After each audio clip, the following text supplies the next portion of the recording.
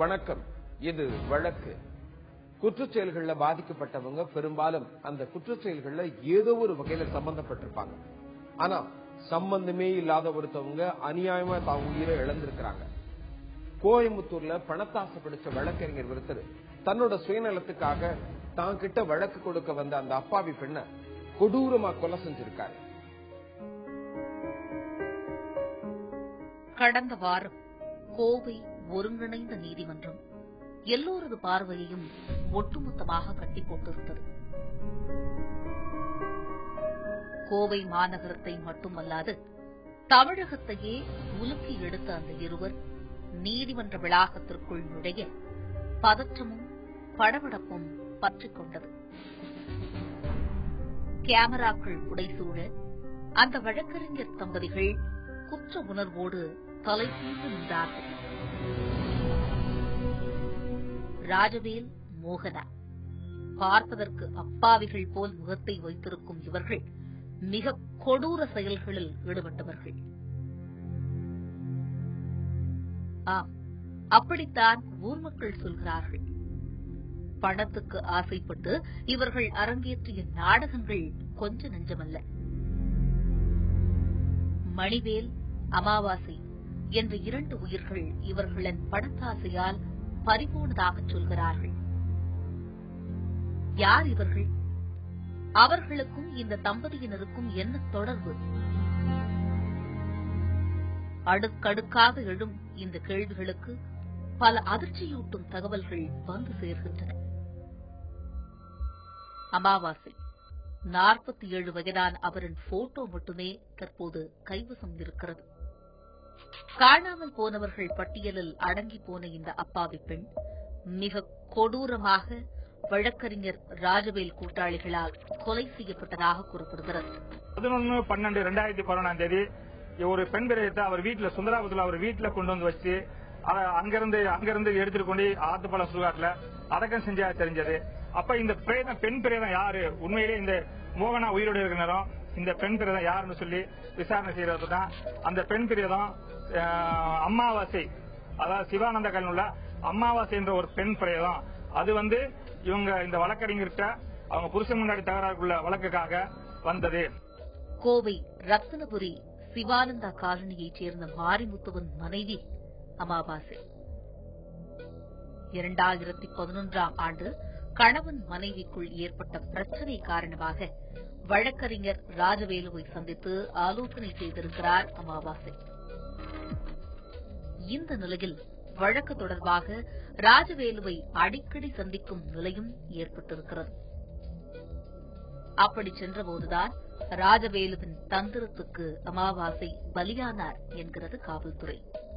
அவங்க ஆபீஸ்ல வச்சு இந்த அவருடைய கிளைண்ட், இன்னொரு கிளைண்ட் பொன்னரசு, அப்புறம் அவங்க டிரைவர் இவங்கெல்லாம் சேர்ந்து அவங்க அந்த அம்மாவை சேலையை போட்டு கழுத்தை நெருக்கி வாய்க்குள்ள அந்த சேலையை வச்சு அந்த கேபிள் வேற வச்சு மர்டர் பண்ணி அதை ஒரு மாருதி வண்டியில் எடுத்துக்கொண்டு வச்சு அமாவாசை என்ற அப்பாவி பெண்ணை கொலை செய்தது மட்டுமல்லாமல் அவரது உடலை தனது வீட்டுக்கு எடுத்து வந்து இறந்து போனது தன் மனைவி மோகனா என்று பொய் சொல்லி ஊரை நம்ப வைத்திருக்கிறார் இந்த ராஜவேல்.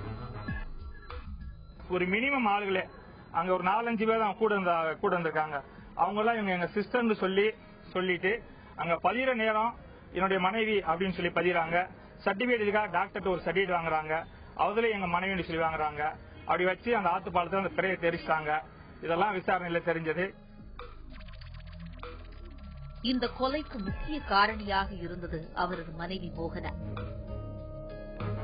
ஒடிசா மாநிலத்தில் மோகனா நடத்தி வந்த MLM கம்பெனியில் ரூபாய் 12 கோடிக்கு மோசடி நடந்துள்ளதாக கூறப்படுகிறது. இந்த மோசடி வழக்கில் இருந்து தப்பிக்க கணவர் ராஜவேல் மூலம் காய் நகர்த்தியிருக்கிறார் மோகனா. அதற்காக அமாவாசை என்ற பெண்ணை கொலை செய்து அதை தன்னுடல் என்று நம்ப வைத்து வழக்கில் இருந்து தப்பிக்க முடிவு செய்திருக்கிறார்கள் இந்த தம்பதியினர். இந்த வழக்கறிஞர் மனைவி மோகனா அவர் ஒரு வழக்கறிஞர் படிச்சிருக்காங்க. அவங்க ஒரு ஒரிசால ஒரு 12 crores Right Max Techno Park அப்படின்ற ஒரு கம்பெனியை வச்சு அங்க சீட் பண்ணிட்டு வந்திருக்காங்க. அதுல ஒரு 4 வழக்குகள் ஒடிசால பதிவு பண்ணிருக்காங்க. அந்த வழக்குகள்ல தப்பிக்கிறக்காண்டி இதை பதிவு பண்ணதாக இந்த மாதிரி ஒரு கொலையை செஞ்சு சான்றிதழ் இறப்பு சான்றிதழ் பொய்யா ஆன தெரிஞ்சு. அது இல்லாம இன்னும் இந்த இறப்பு சான்றிதழ வேற எந்தெந்த மோசடிக்காக பயன்படுத்துகா அப்படின்னு தொடர்ந்து புலன் விசாரணை செஞ்சுட்டு இருக்கோம். மோகனா நடத்தி வந்த மோசடிக்கு மணிவேல் என்ற இன்னொரு உயிரும் பரிதாபமாக போயிருக்கிறது. கோவை மாநகரத்துல எங்களுடைய கமிஷனர் மற்றும் சட்ட ஒழுங்கு டிசி உத்தரப்படி நாங்க காணாமல் போனவர்களை கண்டுபிடிக்க வழக்குகளை புலன் விசாரணை செஞ்சு கண்டுபிடிக்க சொல்லி கமிஷனர் உத்தரவிட்டாரு. அந்த உத்தரவின் பேர்ல எல்லா காவல் நிலையங்களையும் உள்ள காணாமல் போனவர் பற்றிய தகவல் எடுத்து விசாரிக்க ஆரம்பிச்சோம். அதுல B7 காவல் நிலையத்துல மணிவேல்ன்றவர் காணாம போயிருந்தாரு. அவர் 2010ஆம் ஆண்டு 5வது மாசம் காணாம போனதாக இங்க வழக்கு பதிவு செஞ்சிருந்தோம். கோவை ராமநாதபுரம் ரியல் எஸ்டேட் அதிபரான மணிவேலை கொலை செய்து அவருக்கு சொந்தமான 4 கோடி ரூபாய் மதிப்புள்ள சொத்தையும் இவர்களது பெயரில் மாற்றிக்கொள்ள முயன்றதாக சொல்கிறார்கள். இதனால் சந்தேகம் அடைந்த போலீசார் அமாவாசை மற்றும் மணிவேல் இந்த இருவரின் கொலை வழக்குகள் மற்றும் மோசடி வழக்குகளில் வக்கீல் ராஜவேலுவையும் அவரது மனைவி மோகனாவையும் குறிவைத்து கண்காணித்தது. அவர் காணாம போன தேதிக்கு பின்னாடி 5 மாசம் கழிச்சு முத்தமிழ் அப்படின்ற ஒருத்தர் பேர்ல கிரைம் பண்ணியிருந்தாங்க. அதுவும் சூலூர் சப்ரிஷ் ஆபீஸ் கிரைம் பண்ணியிருந்தாங்க. ஆக்சுவலா இதுக்கு சப்ரிஷ் ஆபீஸ் பீலமேடு அங்க சூலூர் வச்சு போயிருந்தாங்க. அந்த மணிவேலுடைய போட்டோக்கு போல வேறொரு நபருடைய போட்டோ இருந்துச்சு. அப்ப போலீஸ் எங்களுக்கு சந்தேகம் வலுத்தது. Inspector வெங்கட்ராமனும் SI Sivakumar SSI Girish Kumar அடங்கிய டீம் இந்த வழக்கை என்னுடைய தலைமையில புலன் விசாரணை செஞ்சாங்க. இப்ப சந்தேகம் வலுத்தோம்னா அது சம்பந்தமா தொடர்ந்து புலன் விசாரணை செஞ்சோம். புலன் விசாரணை செஞ்சதுல இந்த போர்ஜரி பத்திரம் யாரு மணிவேலுக்கு பதிலா யாரு கையெழுத்து போட்டாங்க அப்படின்றத கண்டுபிடிச்சிட்டோம். அவருக்காக போர்ஜரி அவரு பேங்க் அக்கௌண்ட் ஓபன் பண்ணி அந்த அக்கௌண்ட் அட்ரஸ் ப்ரூஃபா வச்சு பதிஞ்சிருந்தாங்க. இந்த கொலைக்கு எல்லாமே காரணம் செய்திட்டம் போட்டு எல்லாமே வழக்கறிஞர் ராஜவேல் விசாரணை தெரிஞ்சு. இந்த நிலையில் போலீசாரின் நடவடிக்கைகளை அறிந்து கொண்ட இந்த தம்பதிகள் தலைமறைவாக முடிவு செய்தனர். அதற்காக அவர்கள் கேரளாவிற்கு செல்ல வாடகை காரை எடுத்து பயணித்திருக்கிறார்கள். அப்போது போலீசார் மூலமாக கார் ஓட்டுநருக்கு தகவல் தெரிவிக்கப்பட இந்த மோசடி தம்பதி பிடிபட்டனர். அமாவாசை கொலை வழக்கு தொடர்பாக பொன்னரசு, வழக்கறிஞர் ராஜவேலுவின் கார் டிரைவர் பழனிசாமி உள்ளிட்டோரை போலீசார் கைது செய்திருக்கின்றனர். ரியல் எஸ்டேட் அதிபர் மணிவேல் கொலை வழக்கு மற்றும் அமாவாசை கொலை வழக்கு தவிர கோவை நஞ்சுண்டாபுரத்தைச் சேர்ந்த ஓய்வு பெற்ற அரசு ஊழியர் விசாலாட்சி என்ற பெண் கொலை வழக்கிலும் ராஜவேலுவிற்கு தொடர்பு இருக்கிறதா என்ற கோணத்தில் போலீசார் விசாரணை நடத்தி வருகிறார்கள். விசாலாட்சின்னு ஒரு அம்மா 98 சென்ட் இங்க இருக்குது. அதை வாக்குமூலத்தை சொல்லியிருக்காங்க. அது அந்த அம்மா 80லயே காணாம போகுது. இவங்க அந்த அம்மா அந்த அம்மா கொடுத்த மாதிரி அந்த அம்மா ஏற்கனவே 2 அவங்க தங்கச்சி, அந்த அம்மாவுக்கு வாரிசு இல்ல, அவங்க தங்கச்சி பொண்ணு 2 பேர்த்துக்கு அந்த அம்மா அந்த உயில் எழுதி வச்சு ரிஜிஸ்டர் வில் போடுது, எழுதி வச்சிருக்கு. அதுக்கப்புறம் இவங்க ஒரு வில் தயார் பண்ணி ஒரு கேஸ் போடுறாங்க. அதுல ராஜவேல் தான் வழக்கறிஞரா இருக்காரு. அதுல அக்யூஸ் அந்த 6 பேருக்கு வில் சந்திரபோஸ் ஒரு அக்யூஸ் நம்ம ரிமாண்ட் பண்ணிருக்கோம் இந்த மணிவேல் கேஸ்ல. அந்த அக்யூஸ் பேர்ல ஒரு வில் தயார் பண்ணி போட்டுருக்காங்க. அது சம்பந்தமா அவங்க அந்த மிஸ்ஸிங் அவங்க எதுவும் கேஸ் கொடுக்கல அந்த அம்மா விசாரிச்ச அம்மா காரணம். அது சம்பந்தமா விசாரிச்சுட்டு இருக்கோம். மோசடி நிறுவனம் தொடர்பாக ஒடிசா மாநில போலீசார் விரைவில் மோகனாவை கைது செய்வார்கள் என்று எதிர்பார்க்கப்படுகிறது. பணத்தாசையால் இவர்கள் சம்பாதித்துக் கொண்ட சொத்துக்களும் வீடும் இன்று ஆள் அரவமற்று அனாதையாக கிடக்கிறது. ஒருத்தரோட பணத்தாசை எத்தனை கொடுமையான விஷயங்களை செய்யுங்கிறதுக்கு ராஜவேல் ஒரு பெரிய உதாரணம். சட்டம் தெரிஞ்ச வழக்கறிஞரான ராஜவேலு அந்த சட்டத்தை தவறா பயன்படுத்தி கொலை செஞ்சது மட்டுமல்லாம ஒரு பெரிய ஏமாற்று நாடகத்தை அரங்கேற்றி இருக்கார். என்னைக்கு இருந்தாலும் உண்மை வெளியில வருங்கிறதுக்கு இந்த வழக்கு ஒரு சாட்சி. சிவாஜி கணேசனுக்கு மரியாதை செலுத்தும் விதமா சென்னை மெரினா கடற்கரை சாலையில அவருடைய நினைவா ஒரு வெண்கல சிலை அமைச்சது தமிழ்நாடு அரசு. சிலைனாலே பிரச்சனைன்னு ஏற்கனவே நம்ம நாட்டுல ஒரு சூழல் இருக்கும்போது இதோ நடிகர் திலகம் சிவாஜி கணேசன் சிலைக்கும் ஒரு பெரிய பிரச்சனை வந்திருக்கு. சிவாஜி கணேசன் இந்திய சினிமாவில் நடிப்பிற்கு இலக்கணம் வகுத்தவர். விபரீதம் வரும் என்று தெரியாத காரணத்தால் தான் என் தங்கையோடு விளையாடி இருக்கிறாய் நீ. பக்தர்களுக்கு ஆசீர்வாதம் புரியும் பரம பாதகம் நீ இப்போது கூண்டிலே நிறுத்தப்பட்டிருக்கிறாய். உலகின் தலைசிறந்த நடிகர்களில் ஒருவர். நட்பு விரும்பி அழைத்ததாக அறிகிறேன். நடிகர் திலகம் என்று அன்புடன் போற்றப்படும் மறைந்த சிவாஜி கணேசனுக்கு மரியாதை செலுத்தும் விதமாக சிலை ஒன்று நிறுவ முடிவு செய்து 2006ஆம் ஆண்டு ஒரு வெண்கல சிலையை சென்னை மெரினா கடற்கரை சாலையின் முக்கிய சந்திப்பு ஒன்றில் அமைத்தது தமிழக அரசு. சிலை அமைக்கும் போதே பலர் அதற்கு பல காரணங்கள் கூறி எதிர்ப்பு தெரிவித்தனர்.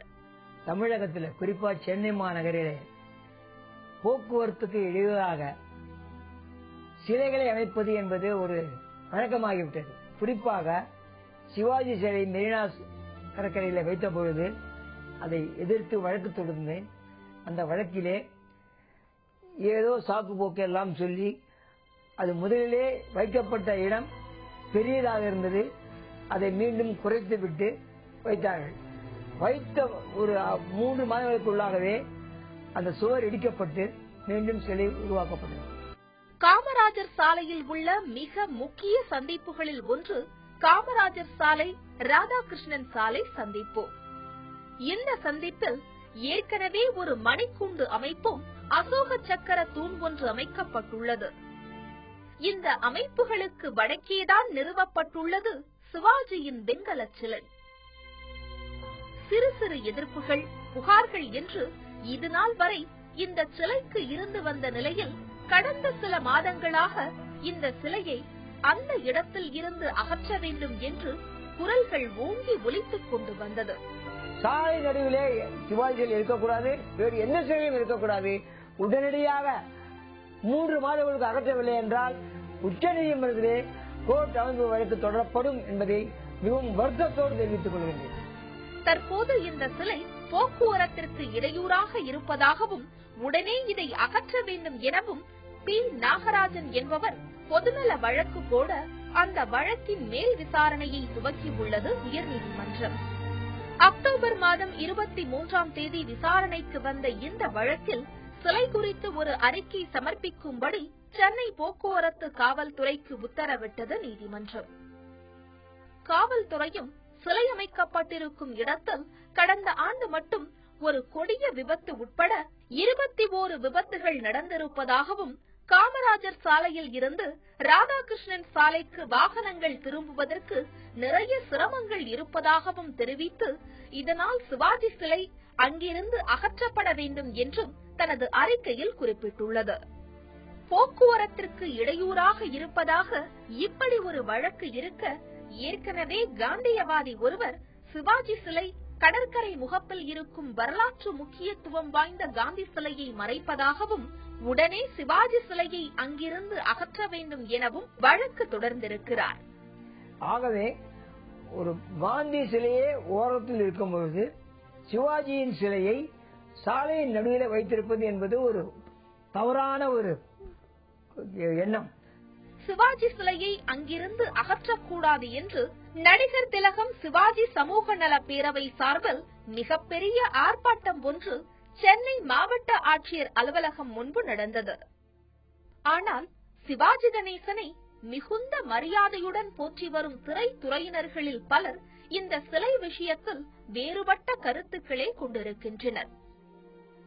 சிலையை அங்கிருந்து அகற்றக்கூடாது என்று ஒரு தரப்பினரும் போக்குவரத்திற்கு இடையூறாக இருந்தால் அங்கிருந்து அகற்றி வேறு ஒரு இடத்தில் வைத்து மரியாதை செய்வதில் தவறில்லை என்று ஒரு தரப்பினரும் கூறி வருகின்றனர். ஒரு அரசாங்கம்ன்றது ஒரு உயர்நிலையில நிறைய விஷயங்களை பார்க்க வேண்டிய ஒரு கட்டாயம் இருக்கும். டிராபிக்கு உண்மையிலேயே போக்குவரத்துக்கு அந்த விஷயம் இணைஞ்சலா இருக்கா இல்லையா, அல்லது இதுக்கு பின்னாடி ஏதாவது அரசியல் பின்னணி இருக்காங்கிறத பத்தி எனக்கு தெரியாது. அதனால என்னுடைய கருத்துங்கிறது அவருடைய சிலையை அகற்ற வேண்டிய கட்டாயம் அரசாங்கத்துக்கு உண்மையிலேயே அரசியல் பின்னணி எல்லாம் இல்லாம இருந்ததுன்னா அவருக்குன்னு ஒரு நினைவு சின்னம், அவருக்குன்னு ஒரு நினைவு மண்டபம் கட்டணும்னு ஆசைப்படுறோம். அந்த நினைவு மண்டபத்தை கட்டி அந்த இடத்துல அவருக்கான இடத்தை கொடுக்கறது ஒரு கௌரவமா இருக்குன்னு நான் நினைக்கிறேன். பொதுமக்கள் பலர் இந்த சிலை வேறு இடத்திற்கு கொண்டு செல்லப்பட வேண்டும் என்றே விருப்பப்படுகின்றனர். மெரினா கடற்கரை மற்ற தலைவர்கள் சிலைகள் அமைக்கப்பட்டது போல் சிவாஜி சிலையும் கடற்கரை முகப்பில் நிறுவப்பட வேண்டும் என்பது பலரின் கருத்து. இந்த சிலைக்கு பின்னால் அரசியலே விளையாடுகிறது என்பது சில அரசியல்வாதிகளின் கருத்து. கடந்த ஆண்டுகளில் இருவேறு கட்சி ஆட்சியின் போது நடந்த கண்ணகி சிலை விவகாரம் போல் இந்த சிலையும் அரசியல் ஆக்கப்படக்கூடாது என்பது பலரின் விருப்பம்.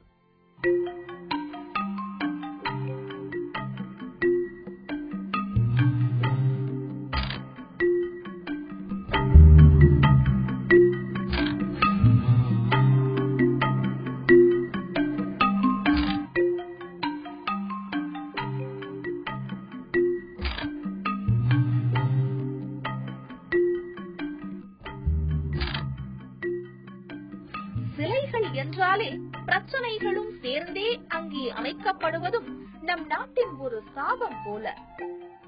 பொதுமக்களின் நலனை மனதில் கொண்டே எந்த முடிவும் எடுக்கப்பட வேண்டும் என்பதை கருத்தில் கொண்டு இந்த சிவாஜி சிலை விவகாரமும் தீர்க்கப்பட வேண்டும் என்பதுதான் அனைவரின் எண்ணமாக இருக்கிறது. நீதிமன்றமும் தமிழக அரசும் என்ன முடிவு எடுக்கப் போகிறது பொறுத்திருந்து பார்ப்போம். நடிகர் திலகத்துக்கு சிலை இருக்கணும், அதுவும் ஒரு பிரதான இடத்துல அமைக்கணுங்கிறது தான் எல்லாருடைய விருப்பமும். ஆனா சிவாஜி மேல பேரன்பு கொண்ட திரைத்துறையினரே அந்த சிலை போக்குவரத்துக்கு இடையூறா இருக்குதுன்னா வேற ஒரு இடத்துல வச்சு மரியாதை செய்யலாம்னு சொல்லியிருக்காங்க.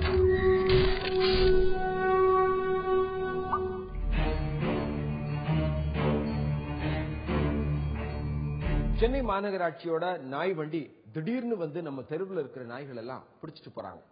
அந்த நாய்களை அவங்க என்ன செய்வாங்க? இது மிருகவதை இல்லையா? இந்த மாதிரியான மிருகவதை குற்றத்துக்கு என்ன தண்டனை?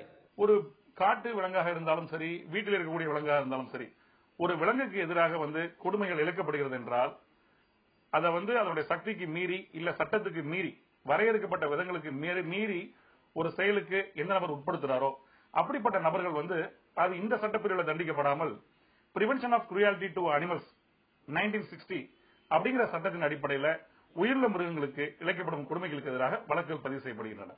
மிருகவதைக்கு என்ன தண்டனை அப்படிங்கறத பார்த்தோம். மீண்டும் வேறொரு வழக்கோடு உங்களை சந்திக்கிறேன். நன்றி, வணக்கம்.